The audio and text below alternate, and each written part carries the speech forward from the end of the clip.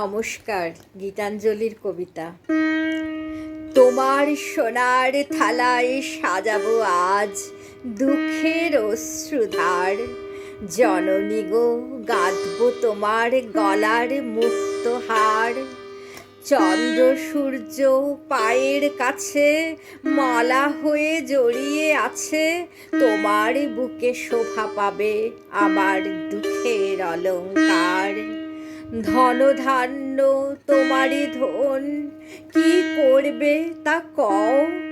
দিতে যদি চাও দিও আমায়, নিতে চাও তো লও।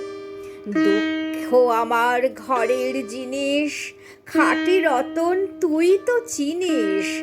তোর প্রসাদ দিয়ে তারে কিনিস, এ মোর অহংকার।